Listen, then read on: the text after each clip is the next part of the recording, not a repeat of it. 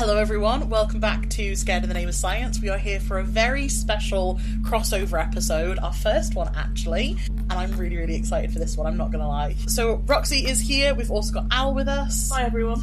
And we've also got Holly from the Northern Folklore Archive as well. If you want to say hi, Holly. Hello everyone, hi. This is my first time ever being on a podcast, so this is also very exciting for me too. Yeah, so I sort of noticed your stuff popping up because you did an interview with Craig Hallam like the same week that we released ours as well.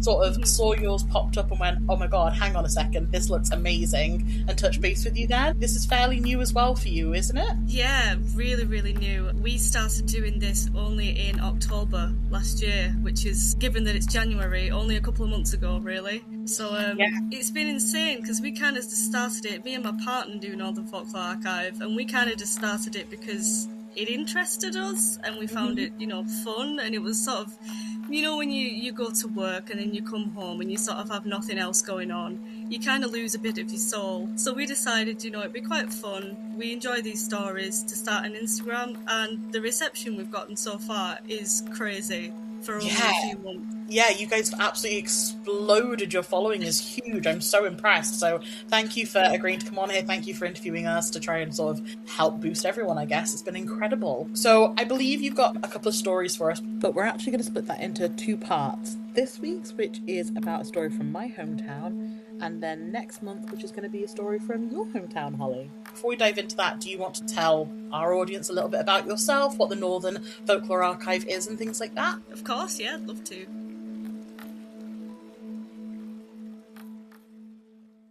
So I'm Holly. I am, I would say, the face of Northern Folklore Archive, but I'm only saying that because my partner doesn't want his face anywhere near it. So I'm default. Yeah, I can. I've got a similar thing going on. Yeah.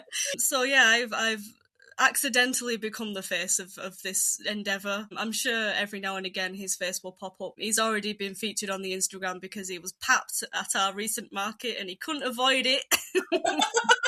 That's when you know you've made it. We started Northern Folklore Archive in October, and we do have merchandise and stuff, and with the merchandise we went to our first market in December. So it's all happening very quickly, I will say. We decided to do this just because personally, I'm quite passionate about the North. I love the North. I don't know if you can tell by my accent, but I am like Yorkshire embodied. Yeah. I love being from Yorkshire. I think we have some really interesting stories, but I thought, wouldn't it be great to just do the north of the UK? Let's expand to the north of the UK. A lot of people ask, does that include Scotland? It does include Scotland because I love Scotland. So any excuse to go to Scotland, I'm taking it. Being a northerner as well, as soon as I spotted Northern Folklore, it made me very excited as well, because I know some of our stories, but there's so much, it's a rich culture that I think people just assume is Yorkshire puddings and that's about it. So what does the Northern Folklore Archive do? We are trying our best to document every single piece of folklore we can find from the north of the UK, which is quite a task, because there's a lot of places in the north of the UK, but we wanted something. Well, I'm the type of person that I go 100%. I don't do 10% or 20%. If I'm doing something, I'm doing it. So I was like, yeah, I can do that. I can single-handedly do that all by myself. I'm sure I can nail it. So I do want to say, though, I'm not in any way an expert on any of this stuff. This is a passion project. This is something I'm doing because I genuinely enjoy doing it. Yeah. I do not have any relevant degrees. I do have a degree, but I have not in a day of my life used it, and it's related to this. Yeah, no, that's fair enough. We're the same. We're both just incredibly passionate about this as a topic, even though we approach it from very different angles. Entirely different angles. What makes it so interesting, though, having different viewpoints and different perspectives and stuff? Yeah, definitely. I think if everyone, thought the same way, the world would be a very boring place. We'd have nothing to talk about, that's for sure. Yeah. I'm going to let you sort of get started. I know you said you've got one from my hometown of Sheffield, which I am so eager to hear. So I don't know if you wanted to jump right in with that. Yeah, of course. I must admit, this is going to be hilarious, because if anyone approached me in the street and was like, tell me a folklore story, I have the memory of a sieve. So I have my trusty iPad with me here, just to make sure I don't forget any of the detail. Did you know there was a corpse hanging suspended over the streets of Sheffield for 36 years? No. No, that's really gross. Wow. Tell me more. It's very gross. I mean, when I was doing this research, the moment that I saw the title, The Hanging Corpse, I was like, right, this is going on the website. Yeah, absolutely. Yeah, so we're heading over to Sheffield in 1792, and we are looking at a highwayman, and I love highwaymen. Mhm. I think Very it might be because of Matthew Bainton. I don't know if you ever watched Horrible Histories. Matthew Bainton as Dick Turpin, you definitely should, because he is a very handsome man. Yeah, I know of Dick Turpin because I did the York Dungeons. They've got like a whole section on that there, which was really interesting. So, Did you know that his grave is in York? is His it? actual grave, yeah. I'm gonna have to go back. You shall have to go back, because I went specifically to go see his grave one time, and I don't live that close to York. So the highwayman in question is Spence Broughton, and he lived in London with his partner in crime, John Oxley. So those two were notorious highwaymen of the time. They just could not stop stealing things. And it was during February 1791 that Broughton and Oxley hatched a cunning plan that led them to travel to the north. And they travelled from London all the way to Sheffield because they had a plan. There was something in Sheffield that they wanted. They wanted to rob the Sheffield to Rotherham mail coach. Now, mail coaches were the thing to steal because back in those days, businesses would just put piles of money in there to transfer between buildings. It was, an extremely not very cautious thing to do. It was the security wasn't very high for these businesses. So yeah, they decided that the Sheffield to Rotherham mail coach was going to be theirs. Now, how much do you think they ended up stealing from this mail coach? I mean, if it was going to Rotherham, maybe not too much. Honestly, I don't know. Oh, it's in now money or like old timey money? The value in these days, current day value. I'm gonna go for $1 million. See, I was gonna go for a few grand. The only thing that was worth stealing in that mail coach was a French bill, and that French bill was worth £123. And they travelled from London to grab this French bill that they had to go and acquire a French to English dictionary to even understand what the bill was for. Oh my god, that's like literally the cost of the train fare. That must be very demoralising as a highwayman. It was definitely. But they got away with the crime. They went back to London, and it was only until they were caught in the act of a different robbery that Broughton was sent to trial, and he admitted to the robbery of the Sheffield to Rotherham mail coach. He must have thought, well, you got me. I'll just admit to everything that I've done. Oxley got away. He was a slippery little devil. He managed to escape, but Broughton was taken to York for his crimes, because York Castle was one of the many places that people went to. The Pendle witch trials, they got taken over, all that kind of good stuff. Yeah, that was like the big centre for trying criminals at that point, wasn't it? Yeah. So not only did he live in London, but he got dragged to Sheffield to do this crime, went back to London, and was taken right back to Yorkshire. Oh dear. Everybody was like, God, not this place again.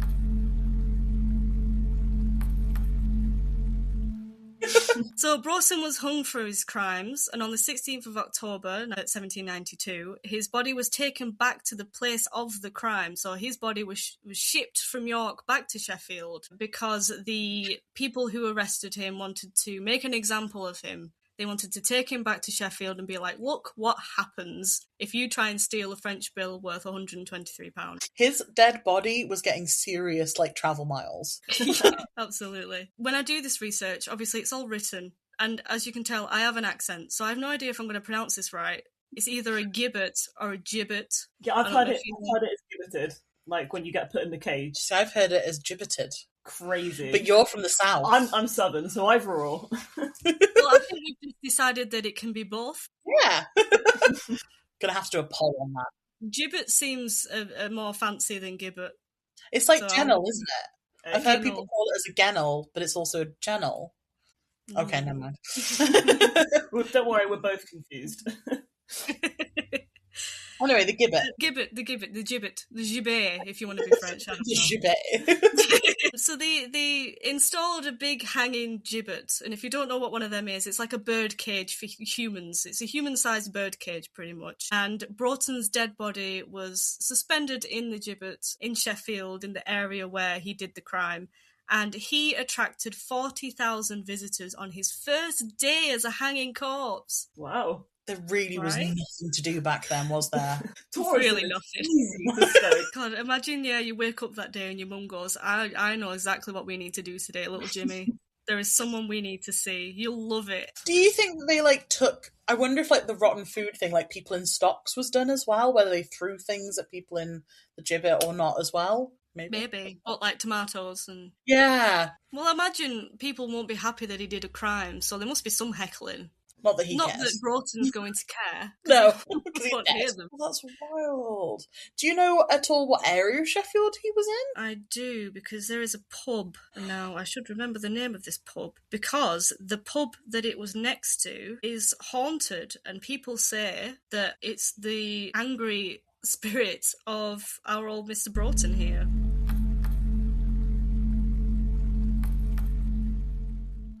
It is the Noose and Gibbet pub, aptly named. Yeah, I was going to say, amazing.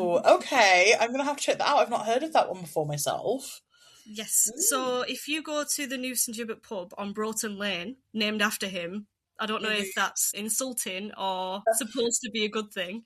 Memorable. It's a bit tourist trappy, isn't it? It's kind of like a souvenir shop popping up outside of an attraction. They got a gift shop.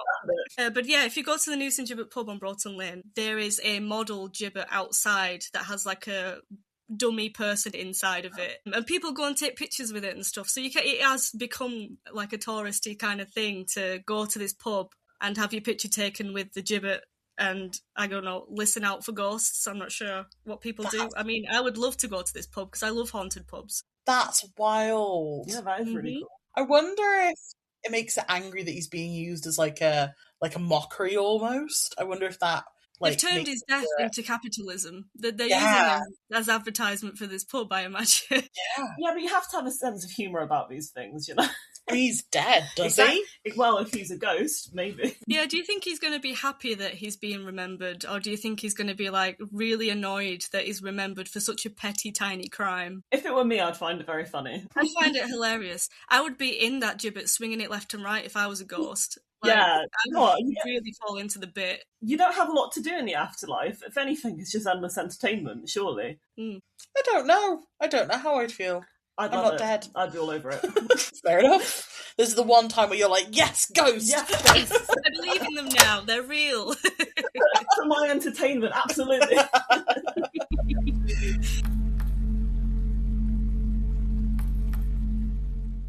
Oh, I'm going to have to go visit that pub next time I go up north. The things that people have heard and seen within the pub to do with potentially his ghost. I mean, imagine if it wasn't him and it was just some other random ghost and they were taking all the credit. What if it's Oxley? Being like, no, it should be me getting the attention. I was mastermind. I got away with it.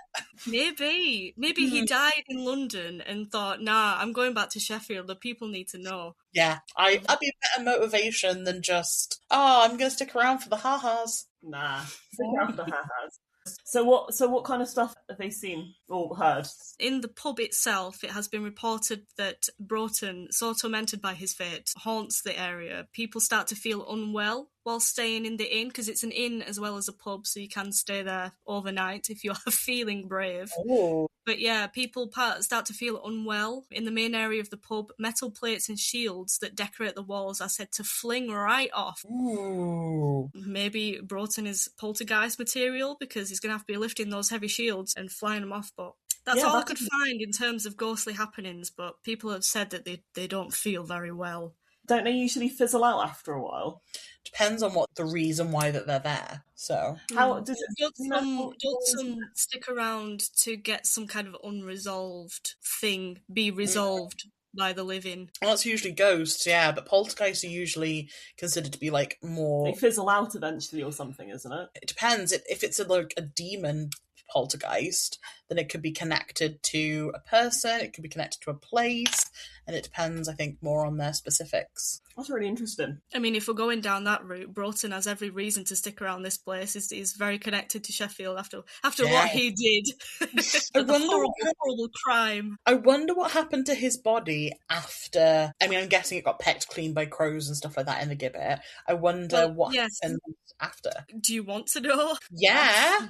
He remained in the gibbet for 36 years.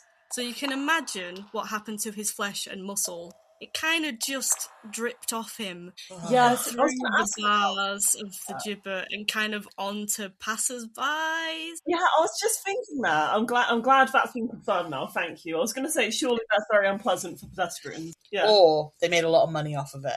I've got a finger! Yeah, I imagine all that remained of him was his bones, and then at some point they must have thought, let's put someone else up there. He's had enough time. 36 years is quite a long time to be stuck in a birdcage. Especially post-mortem, yeah. Ooh. I can imagine it was quite smelly near that inn for a while. I bet they lost, I bet they made money, but I bet they also lost money because of that after a while, after the initial fight. If you didn't know that there was a corpse hanging above you and you were just going for a pint, you might be put off by the smell. Just a touch. I mean, that would only really be a problem for about a year, surely. After a year, it's probably, not too bad. I would imagine most of the fleshy things have fallen off after a year. Yeah. Imagine it in summer. Nothing crawled on maggots, surely. Wouldn't them dropping off as well? Absolutely not. No, thank you. That's where I draw the line. I think that's the scariest part of this whole thing, not the ghosts, the dripping human remains. Yeah, I'm with you on that, actually. Yeah, there's so many different facets to this story that the ghost thing's kind of just at the end, because it's so awful up until that point that you end up going, oh, by the way, he might haunt the pub as well. You're already still thinking about the bones and the flesh and all that kind of stuff. But the haunting of the pub is really cool. I wonder if anyone's done Ouija boards there or anything to try and confirm whether it is him. It would be interesting. Maybe you should go and try and find out if it's Oxley instead, because you're the only one who's had that idea. I shall be there soon.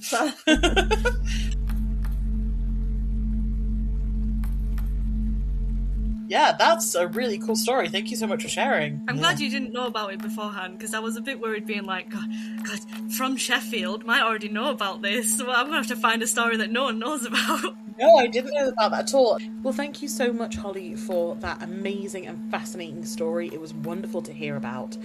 If anyone has any theories or knows any more about Broughton, Oxley, or where the gibbet is, then please let us know by leaving a comment here on Spotify or YouTube. We're also available on Instagram, Reddit and Threads as well, so please feel free to get engaged and talk to us on there. If you're more interested in finding out about the Northern Folklore Archive, you can either visit Holly on her Instagram or you can check it out on their website, where they feature some absolutely fantastic merchandise. I've bought from there and it is absolutely gorgeous, so I highly recommend checking it out. However, don't forget, we have another episode with Holly next month where she's going to be telling us a story from her own hometown that's a little bit more out of this world, one might say. Thank you so much again, Holly, for joining us, and I can't wait to hear from you more next month.